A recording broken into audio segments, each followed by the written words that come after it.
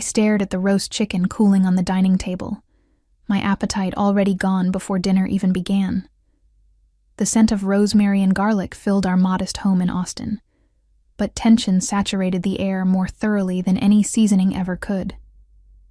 My younger sister Jasmine sat across from me, her phone screen illuminating her face in the dimming evening light.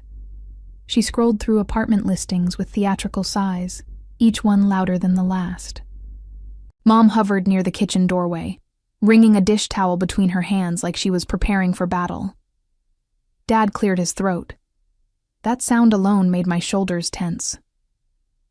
"Vivian, we need to discuss something as a family," he began, carving into the chicken with precise, deliberate movements.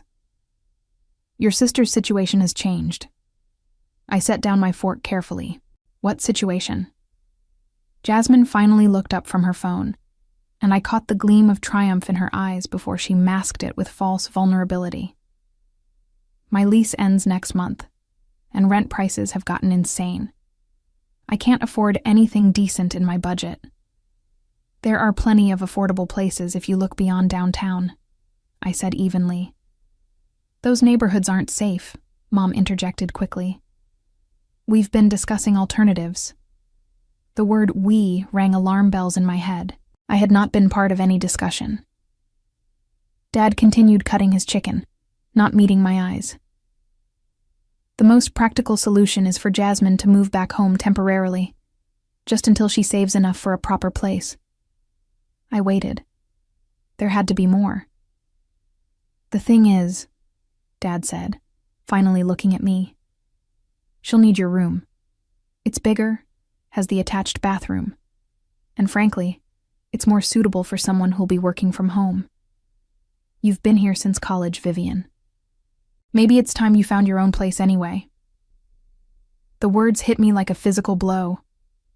I was 28 years old, worked 60-hour weeks as a pharmaceutical sales representative, and paid $500 monthly in rent to my parents. Not much by market standards, but I contributed significantly to household expenses and had never missed a payment. "You're asking me to give up my room?" My voice came out calmer than I felt. "We're asking you to be reasonable," Mom said. "Jasmine's your sister. Family helps family." "I've been helping this family for 6 years," I replied. "I paid for Dad's dental work last year. I covered Jasmine's car insurance for 8 months when she was between jobs. I bought the new refrigerator when the old one died." Dad's jaw tightened. "We're not asking you to tally favors at the dinner table. No, you're just asking me to leave." "Nobody's asking you to leave," Mom said, though her eyes told a different story. "You could take Jasmine's old room. It's smaller, but you're barely home anyway with your work schedule." I looked at Jasmine's old room in my mind, barely large enough for a twin bed and a dresser, with a window that faced the neighbor's brick wall. I had painted my current room myself 3 years ago, installed custom shelving, and created a space that finally felt like mine. "And if I say no?" I asked. The silence that followed answered my question more thoroughly than words ever could. Dad set down his knife and fork with deliberate precision. "Then perhaps it is time you found your own place. You're almost 30, Vivian. Most people your age aren't living with their parents. Most people my age weren't guilted into staying home to help with family expenses," I countered. "That's enough," Dad said sharply. "We've made our decision. Either move to the small room and let Jasmine have yours, or find your own apartment. We're not debating this." I looked at my mother, waiting for her to intervene, to say this was too harsh, too sudden. She avoided my gaze, picking at her own plate. Jasmine, to her credit, tried to look sympathetic, but I saw the satisfaction lurking beneath her concerned expression. She had always been their favorite, the creative one, the free spirit who needed understanding and support, while I was the reliable one who needed nothing. "How long do I have?" I asked quietly. 2 weeks should be sufficient," Dad replied, returning to his meal as if he had just discussed the weather rather than displaced his daughter. I stood from the table, my chair scraping against the hardwood floor. "I'll be out by the end of the week." Vivian, don't be dramatic, Mom started. I'm not being dramatic. I'm being practical. You've made your priorities clear. I walked to my room, my soon-to-be former room, and closed the door behind me. My hands shook as I pulled out my laptop and opened apartment listing websites. The cheapest one-bedroom in a decent area started at $1,500 monthly. Studio apartments in questionable neighborhoods went for $1,200. My phone buzzed. A text from Jasmine. I'm really sorry about this. I didn't think they'd make you leave. I deleted the message without responding. The next morning, I called in sick to work, the first time I had done so in 18 months. I needed a clear head and uninterrupted time to plan my next move. The situation had crystallized something I had been avoiding for too long. I had spent 6 years putting my family's needs before my own future, and I had nothing to show for it except a room I was about to lose. I drove to a coffee shop 3 miles from home, ordered a large black coffee, and opened my laptop. My savings account showed $43,000, money I had accumulated through careful budgeting and the occasional bonus from exceeding sales targets.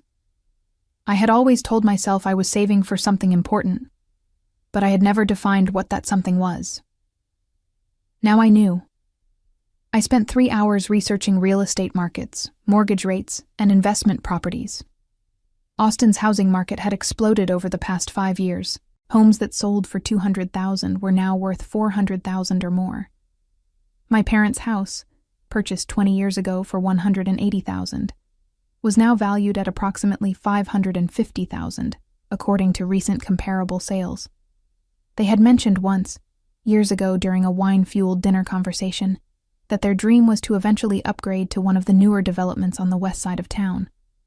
Specifically, they admired Westlake Hills, where modern homes with hill country views sold for several $1,000,000. Dad had driven us through the neighborhood twice, slowing down in front of a particular contemporary-style house with floor-to-ceiling windows and a 3-car garage. That's the kind of place we'll retire in someday, he had said wistfully, when we finally make it. That memory sparked an idea so audacious I almost dismissed it immediately. Almost. Instead, I opened a new browser tab and searched for properties in Westlake Hills. Most were far beyond my reach, but I was not looking to buy there. Not yet. I was looking for information, for possibilities, for leverage. My phone rang. Work. I silenced it. By noon, I had contacted 3 mortgage brokers and 2 real estate agents. My credit score was excellent, 780, and my income history was solid.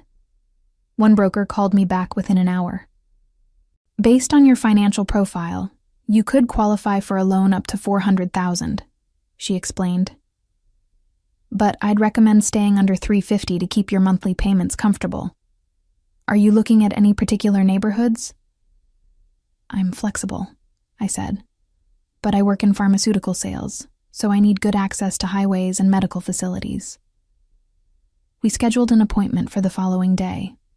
That afternoon, I returned home while my parents were still at work. I packed my essential belongings, clothes, documents, laptop, a few sentimental items, into 3 large suitcases and 4 cardboard boxes. Everything else could wait or be replaced. Jasmine's car sat in the driveway, but she was nowhere to be seen, probably hiding in her room, avoiding confrontation. I loaded my belongings into my sedan, making 3 trips. On the final trip, I paused in the doorway of my room and took a long look around. The soft gray walls I had painted, the floating shelves I had installed, the reading nook by the window where I had spent countless quiet evenings. None of it was really mine. I understood that now. I left my house key on the kitchen counter with a brief note. Moved out early. No need to wait 2 weeks. Good luck with everything. Then I drove to an extended stay hotel near the medical district and checked in for a month. The room was sterile and impersonal. A queen bed, a small desk, a kitchenette, a bathroom that smelled of industrial cleaner. But it was mine, paid for with my money, and nobody could take it from me. I sat on the edge of the bed, and let myself feel the anger I had been suppressing since dinner. Not explosive rage, but cold, focused fury.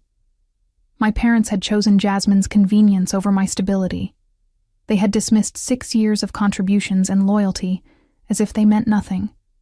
Fine, if they wanted me to leave and make it on my own, I would do exactly that.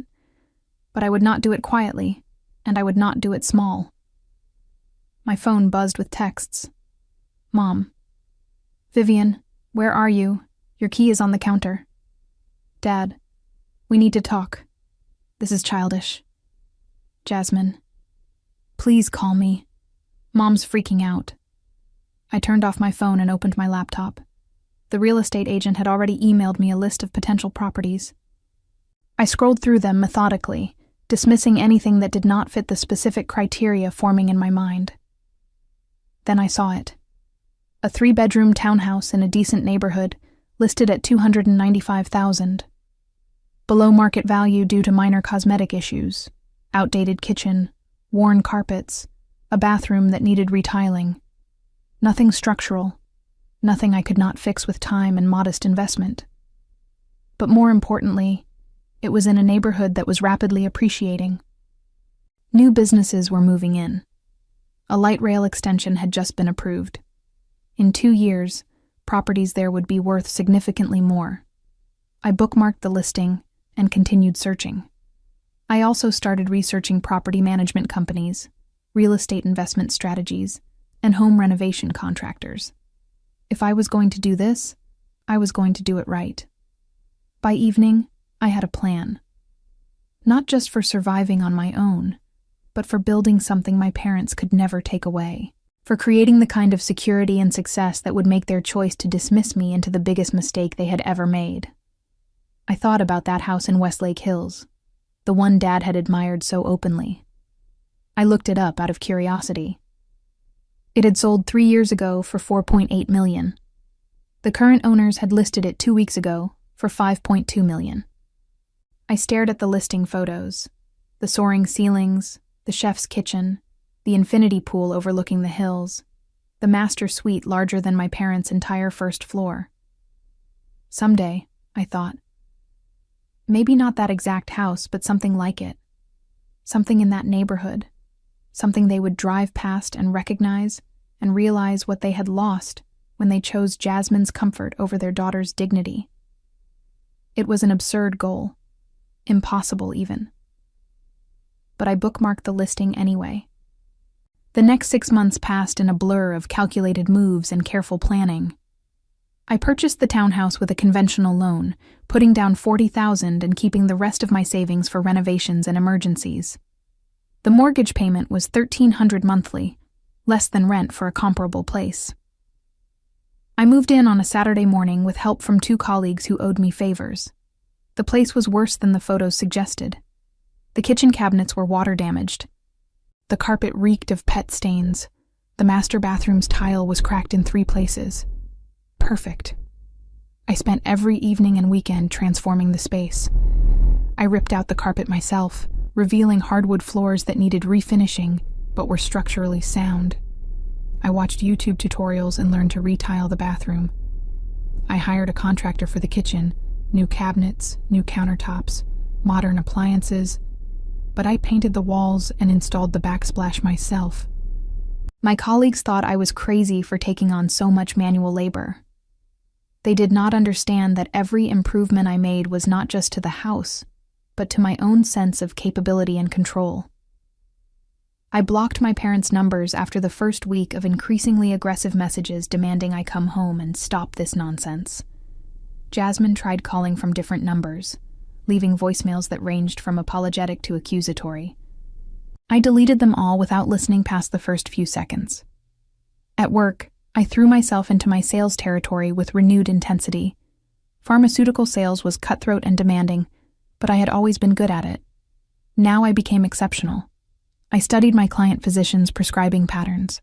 I memorized drug interactions and clinical trial data. I showed up to every appointment prepared and professional. My numbers climbed. In the 3rd quarter, I ranked 2nd in the regional division. In the 4th quarter, I ranked 1st. The bonus check arrived in January, $48,000. I deposited it immediately and started researching my next move. The townhouse was now worth $340,000, a $45,000 increase in 6 months. The neighborhood was gentrifying rapidly. I could sell for a quick profit or hold and wait for further appreciation. Instead, I did something more ambitious. I met with a mortgage broker and outlined my plan. Keep the townhouse, rent it out, and use the equity and my increased income to qualify for a second property. Something bigger. Something I could also renovate and either sell or rent. That's aggressive, the broker said, reviewing my financials. But doable. Your income increased significantly this year, and you've built equity fast. If you can get a tenant locked in with a solid lease, you could qualify for another $300,000. What if I wanted to qualify for more? I asked. She raised an eyebrow. How much more? Significantly more. We spent 2 hours running scenarios. With a combination of conventional financing, an investment property loan, and proof of rental income, I could potentially qualify for up to $600,000. If I was willing to take on the risk, and if I could demonstrate reliable cash flow from the townhouse. I listed the townhouse for rent that week at $1,800 monthly, $300 above my mortgage. It was occupied within 4 days by a young couple relocating for work, both with stable jobs and excellent references. I hired a property management company to handle day-to-day issues for 10% of the monthly rent. Then I started hunting for the next property. I expanded my search beyond Austin proper, looking at suburbs and exurbs where prices had not yet caught up to the urban core, but infrastructure improvements were planned. I attended open houses every weekend. I studied tax records and zoning maps. I made offers on 3 properties that fell through due to bidding wars or inspection issues. In March, I found a foreclosure, a 4-bedroom house in a decent school district, listed at $380,000. It needed significant work. The previous owners had abandoned it mid-renovation, leaving exposed drywall, unfinished flooring, and a kitchen that was basically a construction zone. Everyone else saw a disaster. I saw opportunity. I offered $360,000 cash equivalent through creative financing, contingent on inspection. The bank accepted immediately, desperate to unload the property. I threw everything into renovating that house.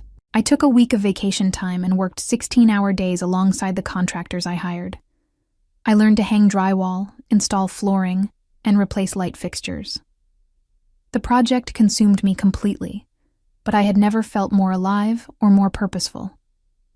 10 weeks later, the house was transformed. Modern, move-in ready, and worth approximately $520,000 based on comparable sales. I listed it at $549,000. It sold in 3 days for $560,000. After closing costs, agent fees, and loan payoff, I netted $137,000 in profit. My total liquid assets now stood at $142,000, plus equity in the townhouse. I was 30 years old and had not spoken to my family in almost a year. In June, I received a wedding invitation in the mail at my office. Jasmine was getting married in September. The envelope was addressed to me at my workplace, suggesting they still did not know where I lived. I threw the invitation away without opening the inner envelope. 2 days later, my mother called my work line. "Vivian, please," she said when I answered. "We miss you. Your father is sorry about how things happened. Can't we just talk?" "About what?" I asked, keeping my voice professionally neutral in case colleagues were listening. "About you coming home.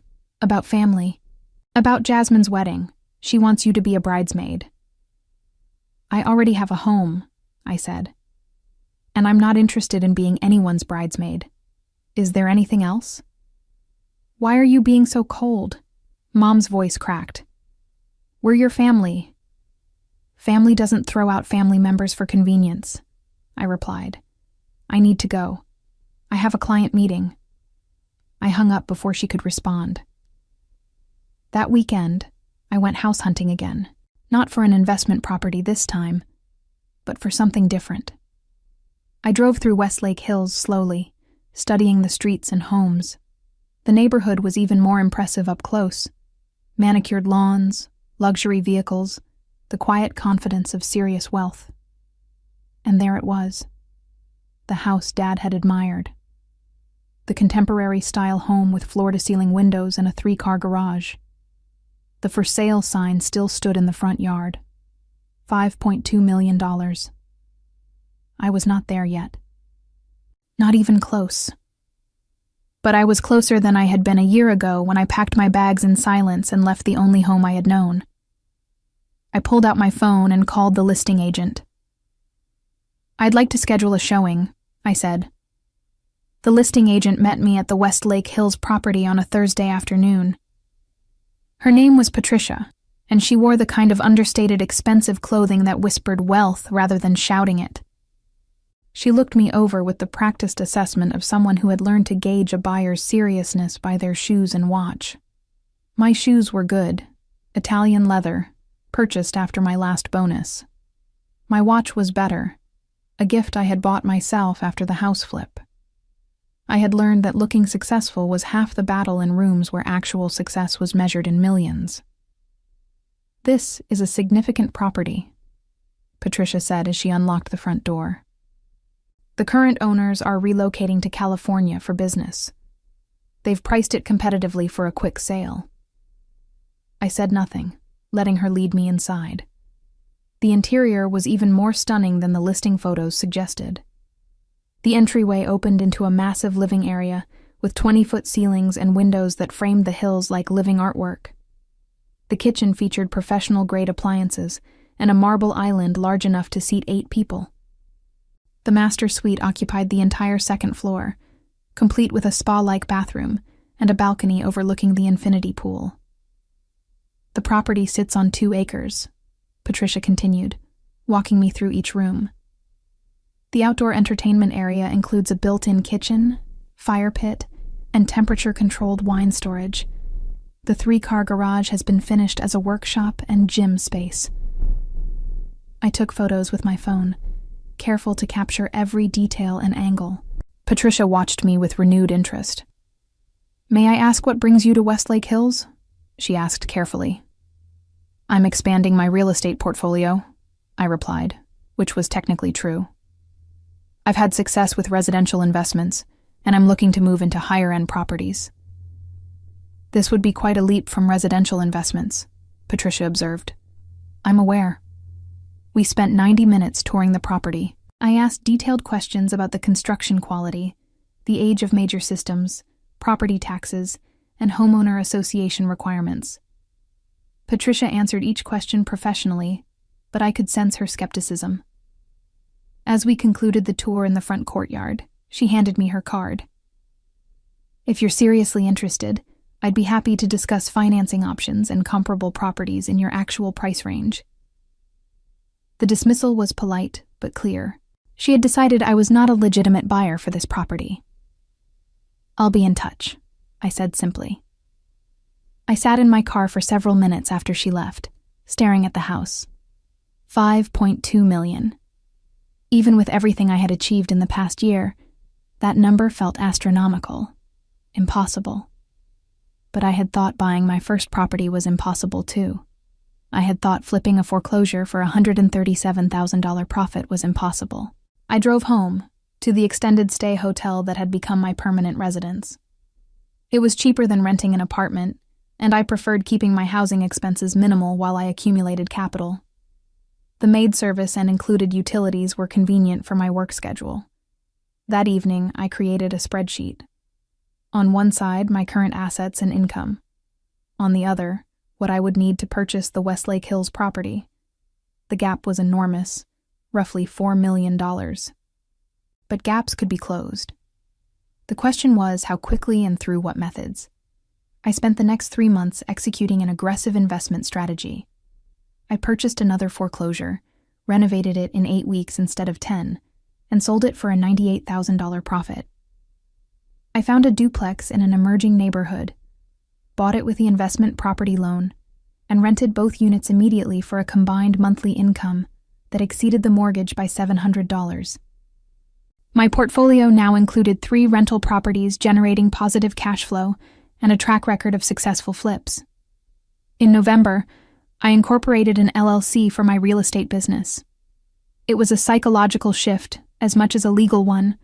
I was no longer just Vivian who sold pharmaceuticals and flipped houses on the side. I was Vivian who owned a real estate investment company with tangible assets and documented success. The pharmaceutical sales continued to provide stable income and health insurance, but increasingly, it felt like the side project rather than the main focus. I hired an accountant who specialized in real estate investors. She reviewed my financials and growth trajectory with impressive thoroughness.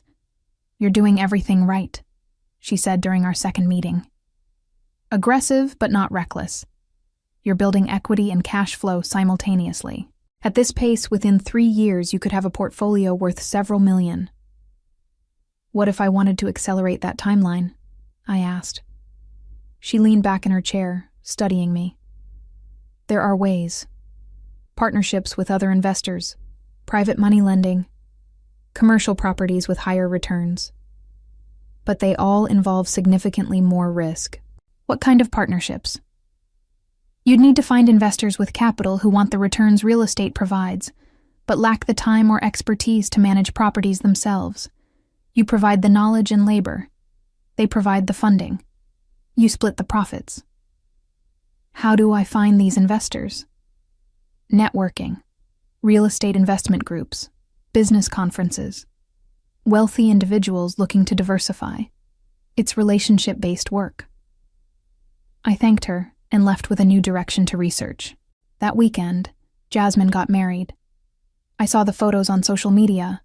Her in a white dress that probably cost more than my first car, my parents beaming beside her, the elegant venue with its string lights and floral arrangements. I felt nothing looking at those images. No regret, no longing, no sadness. That surprised me more than anything else. Somewhere during the past year, I had stopped caring about their approval or inclusion. The following Monday, I joined 3 different real estate investment networking groups. I attended my first meeting that Thursday. 20 people in a hotel conference room, mostly men in their 40s and 50s, discussing cap rates and cash-on-cash returns like other people discuss sports scores. I listened more than I spoke during that first meeting. I learned the language, the priorities, the questions serious investors asked. One man mentioned he was looking for someone to manage a portfolio of rental properties he'd acquired through an inheritance but had no interest in operating himself. After the meeting, I approached him. "I couldn't help overhearing your situation. I manage several rental properties and have experience with renovations and tenant placement."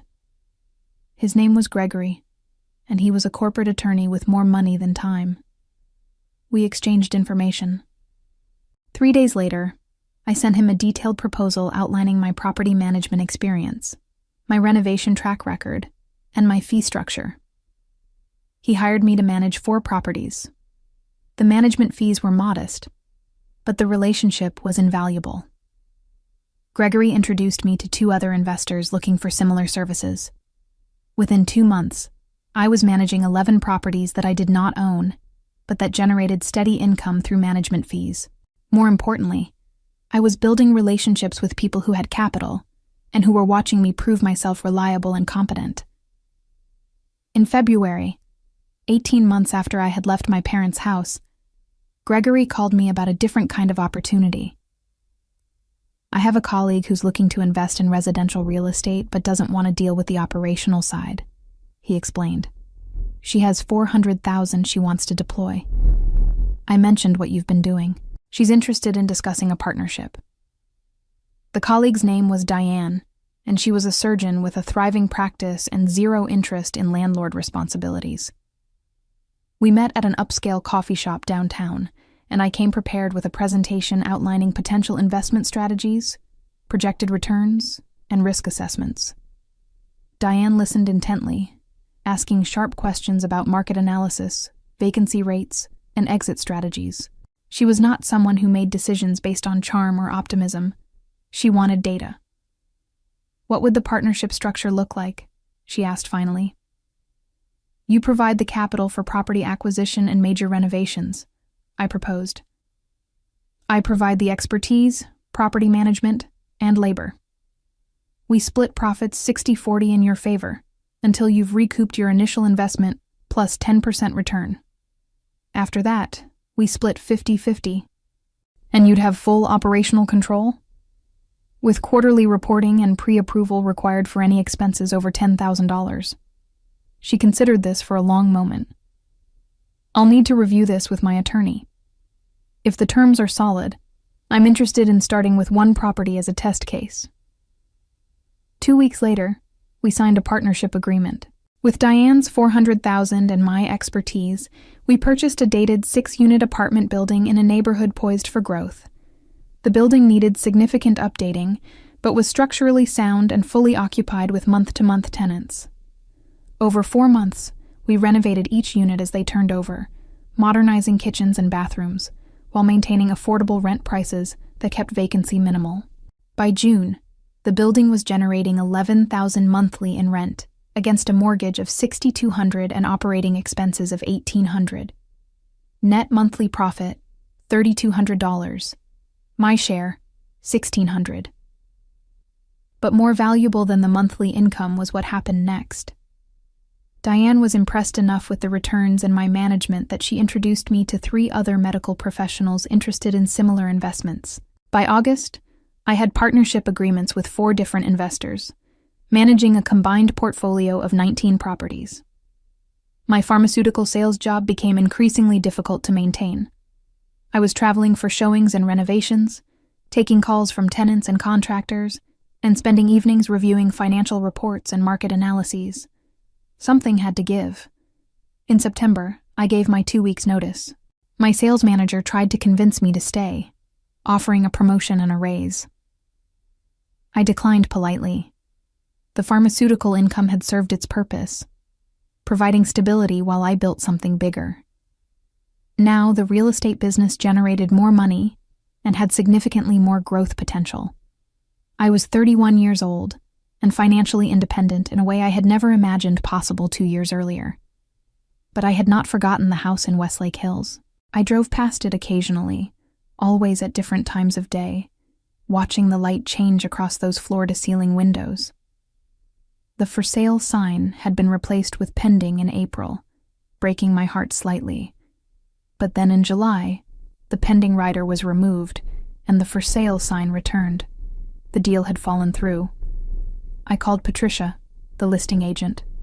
She remembered me, though her tone suggested she still did not take me seriously as a buyer. The property is back on the market at $4.9 million, she informed me. The previous buyers couldn't secure financing. Are you interested in viewing it again? Not yet, I said, but I'm building toward it. What would it take for you to consider me a serious buyer when the time comes? There was a pause. Pre-approval for at least $4 million. Documented liquid assets of at least $500,000, and frankly, a track record that demonstrates you can close on a property in that range.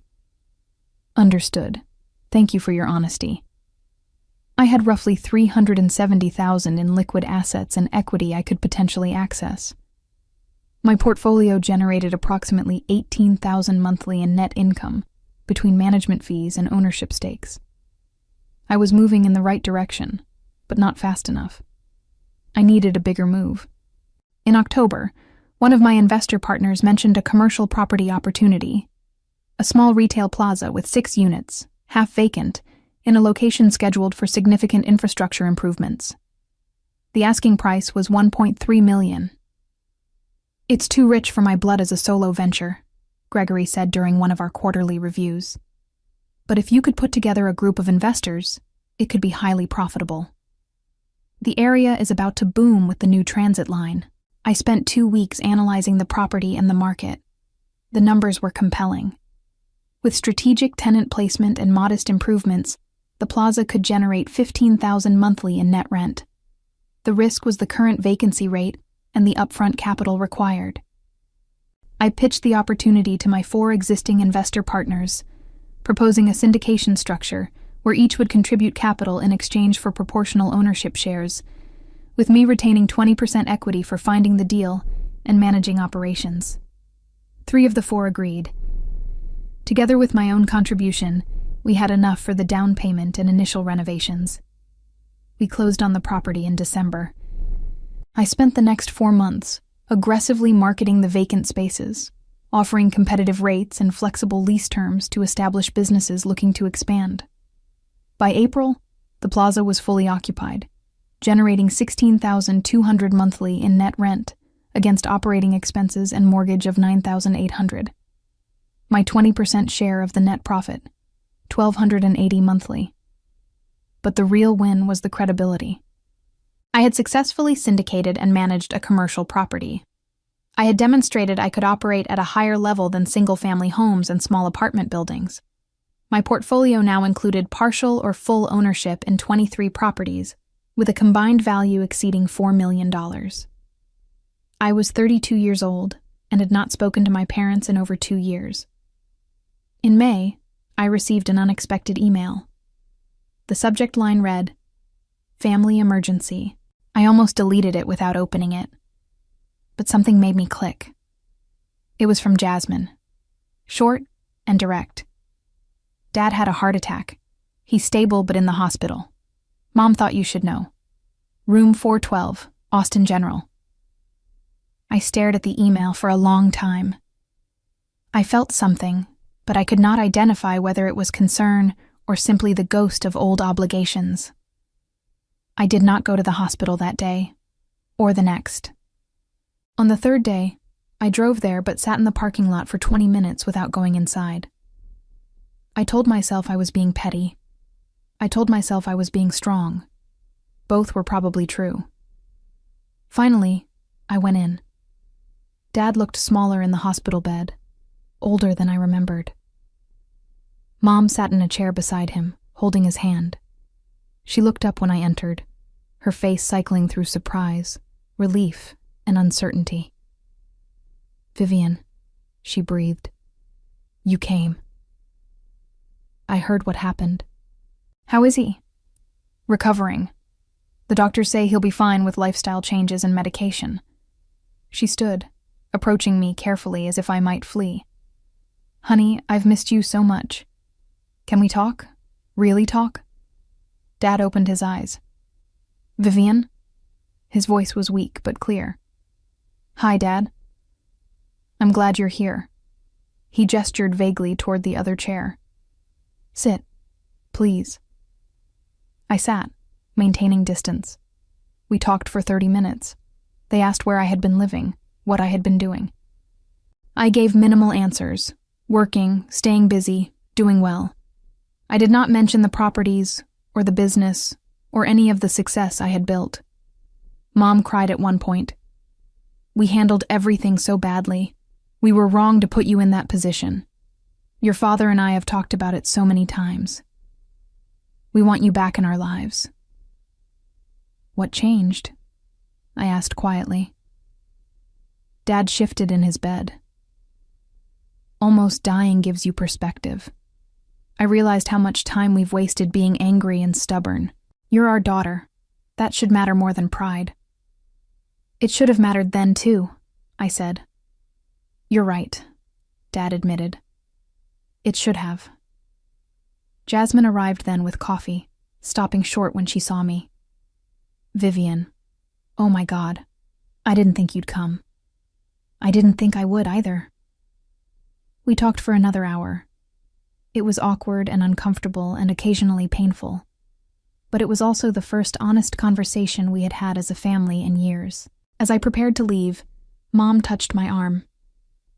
"Will you come to dinner? Once your father's home and recovered, we'd love to see where you're living, catch up properly." I hesitated. The old Vivian would have agreed immediately, eager to rebuild bridges and restore relationships. The new Vivian understood that some bridges were not worth rebuilding, and that restored relationships required more than dinner. "Maybe," I said. "Let me think about it." I left the hospital with mixed feelings. Part of me wanted to reconnect, to have family again. Part of me remembered sitting at that dinner table while they discussed displacing me like I was a piece of furniture. Over the next month, we texted occasionally. Polite updates about Dad's recovery. Brief exchanges about weather and work. Nothing substantial. In July, Mom called. "Your father's doing much better. We'd really like to have you over for dinner. Next Saturday? Just the four of us." I agreed before I could talk myself out of it. Saturday arrived. I drove to my old neighborhood for the first time in over 2 years. Nothing had changed. The same houses, the same streets, the same feeling of modest middle-class comfort that had once been my entire world. I parked in front of their house and sat for a moment, gathering myself. Then I noticed something. The house looked tired. The paint was fading. The lawn needed attention. The front porch had a broken railing I did not remember from before. I knocked rather than walking in. Mom opened the door with a bright smile that seemed forced. "Vivian, come in, come in." The interior looked worse than the exterior. Furniture was more worn than I remembered. The carpet showed traffic patterns. Small maintenance issues everywhere. A loose cabinet handle, a dripping faucet, scuffed baseboards. Dad sat in his recliner, looking healthier than at the hospital, but still diminished somehow. "Welcome home," he said. "Thanks for having me." Dinner was uncomfortable. We made small talk about Dad's health, about Jasmine's job search. Apparently she had been laid off 3 months ago, about neighborhood gossip. Nobody asked about my life beyond surface-level questions. Finally, over dessert, Dad cleared his throat. "Vivian, there's something we wanted to discuss with you." Here it comes, I thought. "Your mother and I are considering downsizing," he continued. "The house is too big for us now, and the maintenance is becoming challenging. We're thinking about selling and moving into a smaller place." "Okay," I said carefully. Mom jumped in. "We thought, since you're doing well, you must be, you look wonderful. Maybe you'd want to buy the house, stay in the family? We could give you a good price." I set down my fork slowly. "What kind of price?" "Well, the house is worth about $550,000 according to assessments. We'd sell it to you for $490,000. That's a significant discount." I did some quick math. They still owed approximately $270,000 on the mortgage based on what I remembered of their financial situation years ago. At $490,000, they would clear roughly $220,000 after selling costs and payoff. "That's generous," I said neutrally. "Can I ask why you're considering selling?" Dad and Mom exchanged glances. "Financial pressures," Dad admitted finally. "Medical bills from the heart attack, some investments that didn't pan out. We thought downsizing made sense." "And you thought I'd want to buy my childhood home?" I asked. "The house you asked me to leave?" Silence fell over the table. "Vivian, we've apologized for that," Mom said softly. "We're trying to move forward. By asking me to bail you out financially?" "That's not what this is," Dad said, but his eyes told a different story. I stood. "Thank you for dinner. I'll think about your offer." I left quickly, before the anger bubbling in my chest could spill out in words I might regret. In my car, I sat gripping the steering wheel until my hands ached. They had not invited me to reconcile. They had invited me to solve their financial problems. The apologies were not about genuine remorse, but about softening me up for this request. I drove home and spent the evening reviewing my financials. My portfolio was strong. My cash flow was excellent. My liquid assets had grown to $490,000. Almost enough. The next morning, I called Patricia. "Is the Westlake Hills property still available?" "It is. Are you calling as a serious buyer?" "Schedule a second showing, and prepare to receive my pre-approval letter." I spent the next week working with a private lender who specialized in high-net-worth real estate investors. I presented my portfolio, my income documentation, my track record. The numbers were tight, but with creative structuring, using my rental portfolio as collateral and bringing in a small investment partner for 20% equity, We made it work. The pre-approval letter arrived for $4.5 million. I called my parents. I thought about your offer. I'm not interested in buying your house, but I want to make sure we're clear about something. I'm doing very well, better than you apparently realized. I don't need family connections or family money. I built everything myself after you asked me to leave. Mom started to protest, but I continued. I'm not angry anymore. I'm grateful. You forced me to become someone I wouldn't have been otherwise. So thank you for that. I hung up feeling lighter than I had in months. Then I called Patricia. Let's write an offer. The offer process moved faster than I anticipated. I came in at $4.8 million, below asking but with proof of funds and a quick close timeline that made it attractive to sellers eager to relocate. They countered at $4.95. I accepted. The inspection revealed minor issues that I negotiated down to $4.9 million even. Closing was scheduled for 6 weeks out.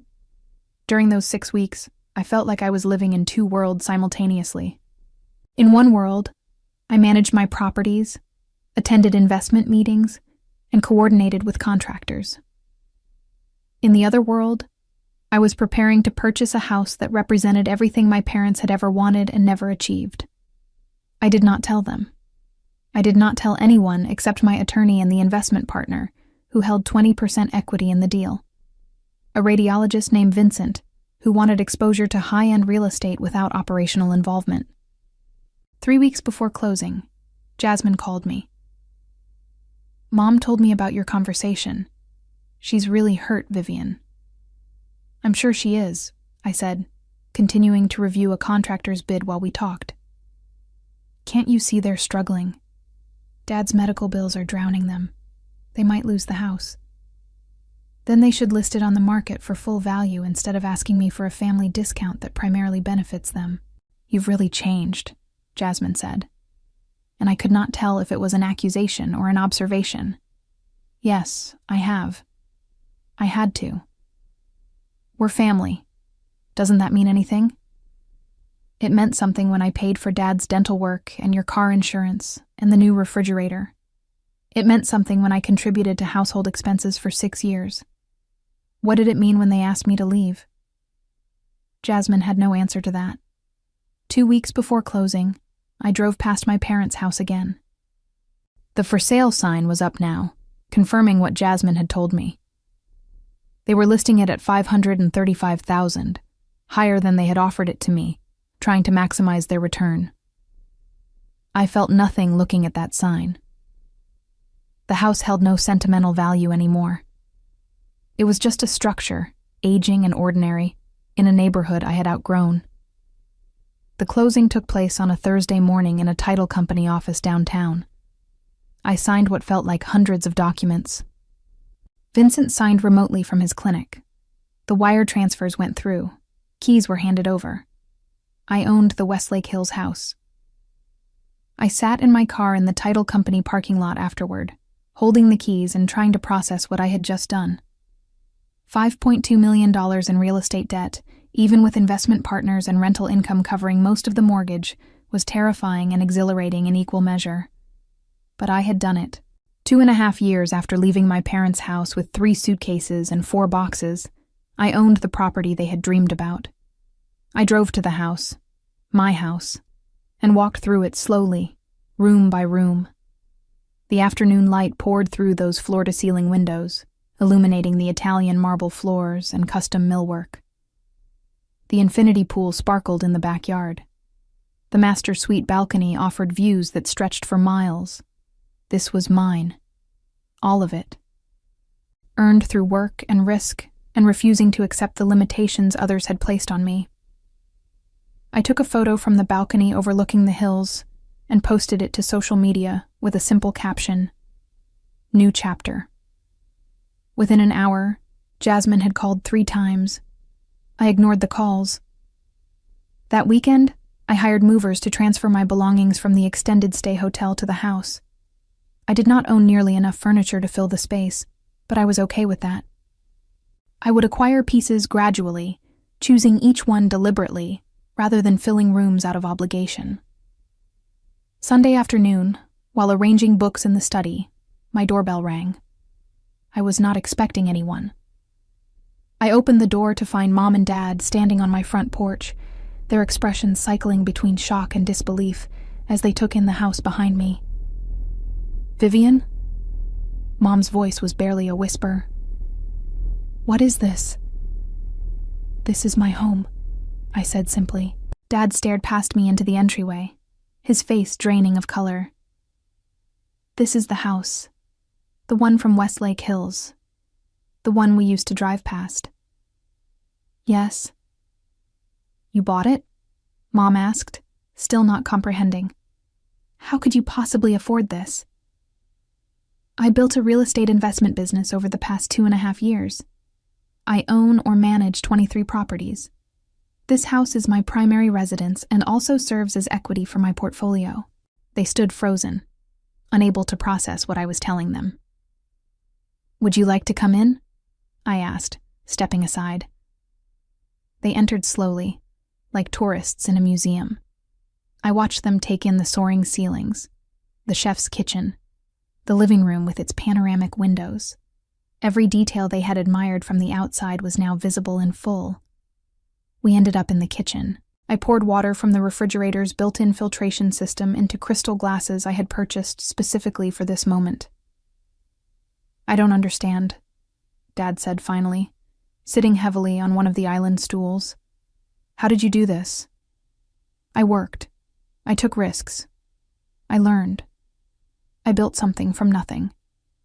"But where did you get the money to start?" Mom asked. "I had $43,000 in savings when I left your house.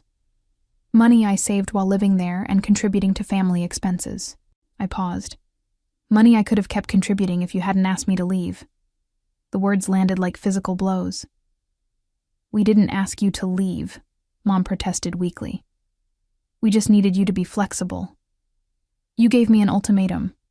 Take the smaller room or find my own place. I chose my own place. Then I chose to build something you could never take away from me." Dad's face had gone from pale to red. "So this is revenge? You bought this house to hurt us?"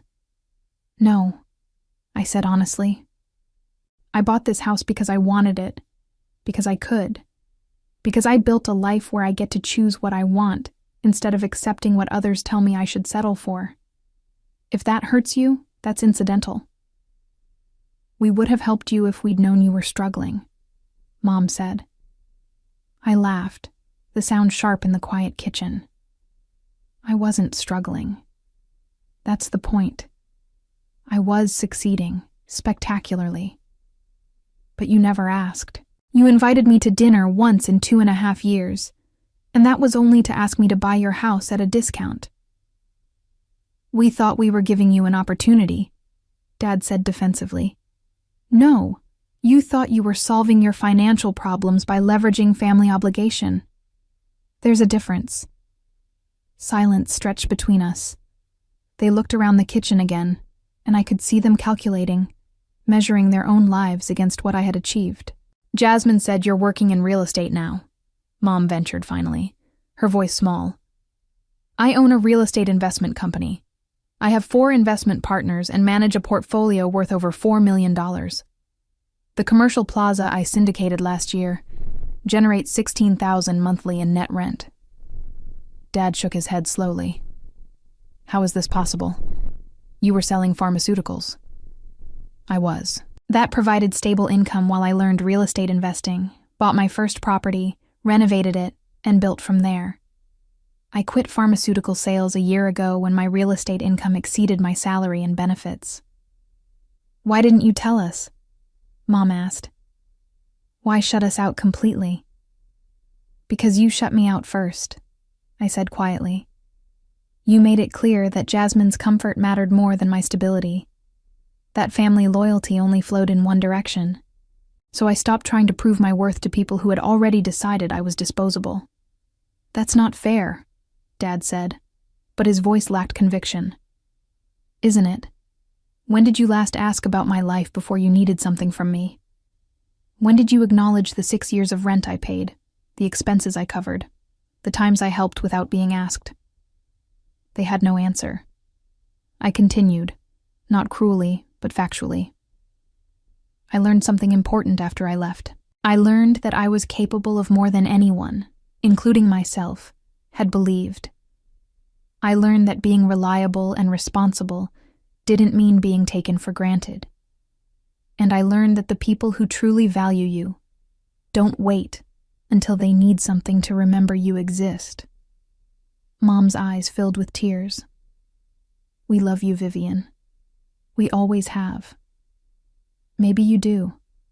But love without respect is just sentiment, and sentiment doesn't build anything lasting. I walked to the floor-to-ceiling windows overlooking the pool and the hills beyond. I used to drive past this house with you, Dad. You'd slow down and point at it, and talk about how someday, when you finally made it, you'd own something like this. Do you remember? He nodded silently. I remembered too. Every time I closed on a property, every time I negotiated a deal, every time I worked 16-hour days renovating a house, I remembered this place and what it represented. Not revenge exactly, but proof. Proof that I could achieve things you thought were impossible. We never said you couldn't achieve things, Mom protested. You didn't have to say it. You showed it when you chose Jasmine's convenience over my presence. When you dismissed 6 years of contributions as if they were nothing. When you waited 2.5 years to contact me, and only did so because you needed something. The words hung in the air, undeniable and heavy. Jasmine's car pulled into the driveway then. I watched through the window as she got out and stood staring at the house, her phone pressed to her ear, probably calling someone to describe what she was seeing. She rang the doorbell moments later. I opened it to find her face flushed with confusion and something that might have been anger. This is insane, she said, pushing past me into the house. You bought the Westlake house? This house? Hello, Jasmine. Yes, I did. She spun to face our parents. Did you know about this? We just found out, Dad said quietly. Jasmine turned back to me.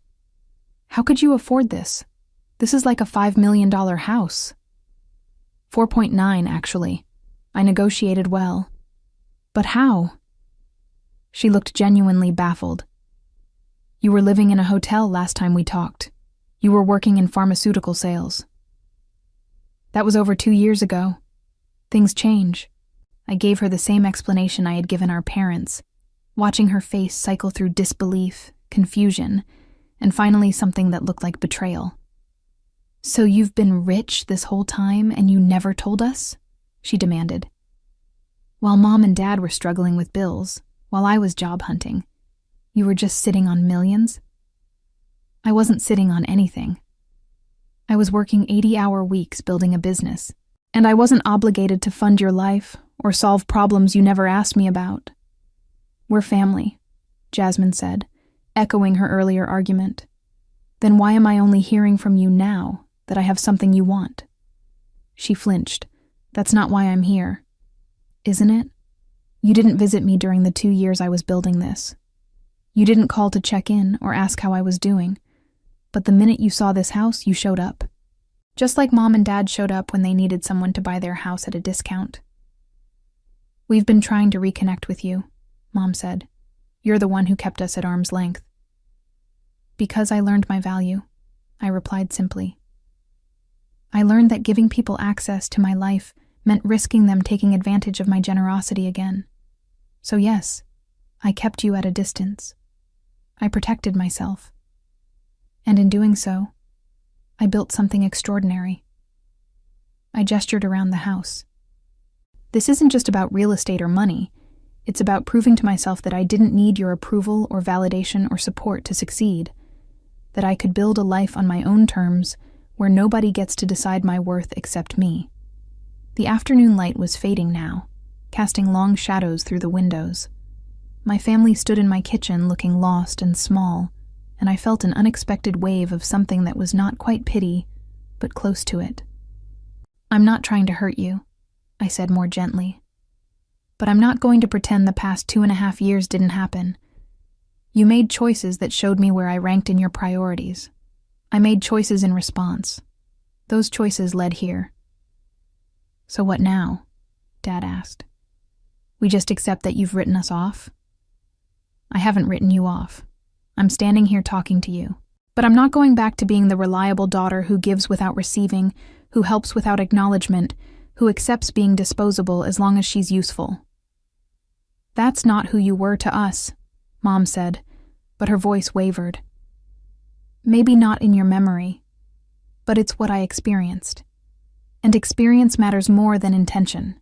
We talked for another hour, the conversation moving in circles as they tried to understand how I had accomplished what I had, and I tried to help them see why their lack of interest until now hurt more than their original dismissal had. Finally, as the sun set and the automatic lights illuminated the pool outside, I walked them to the door. You're welcome to visit, I said carefully, but I need you to understand that our relationship, if we rebuild one, will be different. It will be on terms where we're equals, not where I'm expected to give while you take. We never meant to make you feel that way, Mom said, tears streaming down her face now. I know, but impact matters more than intent. I hugged her briefly, then Dad, then even Jasmine. They felt like strangers in my arms, familiar but fundamentally disconnected from the person I had become. I watched them drive away in their aging sedan, past the manicured lawns and luxury vehicles that marked this neighborhood as somewhere they had always dreamed of belonging, but never would. The next morning, I woke in the master suite to sunlight flooding through the balcony doors. I made coffee in the chef's kitchen and took it outside to the pool deck. The view stretched across the hills, showing the city below just waking up to Monday morning. My phone buzzed with messages. Vincent checking in about the property, Gregory asking about a potential new investment opportunity, my accountant reminding me about quarterly tax payments, the property management company reporting a successful lease renewal. My life had become exactly what I had built it to be, independent, successful, and entirely my own. I thought about my parents occasionally over the following weeks. They sent texts every few days, trying to rebuild connection. I responded politely, but maintained boundaries. They invited me to Thanksgiving dinner. I declined, saying I had other plans, which was true. I spent the day reviewing financials and planning next year's investment strategy. Around Christmas, I heard through Jasmine that they had sold their house for $510,000, less than they had hoped, but enough to cover their debts and move into a smaller condo. She seemed to expect me to feel guilty about not helping them. Instead, I felt relieved that they had found their own solution. In January, 3 years after I had left their house, I drove past their old neighborhood one final time.